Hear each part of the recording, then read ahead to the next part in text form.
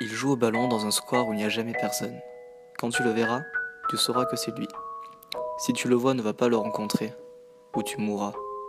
Si tu aimes pourrir au fond d'une cave, vas-y, va lui parler. Il saura que tu es garçon de son âge. Il acceptera de jouer avec toi. Quand tu voudras partir, il te laissera partir, mais sans que tu le vois, il te suivra pour savoir où est-ce que tu habites. S'il peut tuer les membres de ta famille, ça serait mieux, non? Tu rentreras chez toi avec le sentiment d'être observé, mais tu oublieras car il semble être comme les autres. Tous les jours, il sera dans ce square. Et toi, comme un con, tu demanderas à jouer avec lui.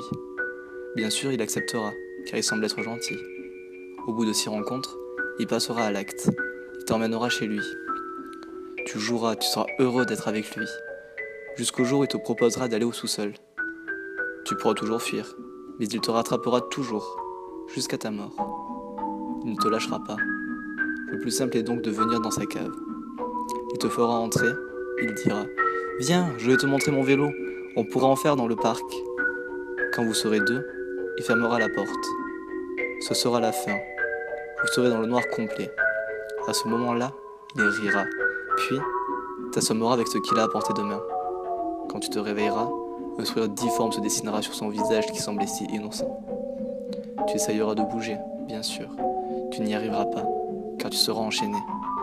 Il tiendra un carton qu'il ouvrira après t'avoir torturé psychologiquement, car c'est des images subliminales. Tu auras des hallucinations. Quand elles se seront calmées, il prendra un couteau qu'il affûtera dans le noir pour faire monter ton stress au maximum. Il allumera ensuite une lampe de poche. Tu lui diras de te détacher. Tu feras même ce qu'il veut en échange de ta liberté. Mais pour rien au monde il n'accepterait. Il te coupera phalange par phalange, doigt par doigt, les mains, les bras, les orteils, les pieds, les jambes, mais il te soignera, comme jamais pour que tu restes en vie. Et il réussira. Tu seras entre la vie et la mort dans certains moments, mais jamais tu ne mourras, pas pour le moment. Ensuite, il passera la torture la plus horrible pour toi. Il te fera manger ce qu'il t'a coupé. Et si tu refuses, il te laissera pourrir sans te nourrir ni te faire boire.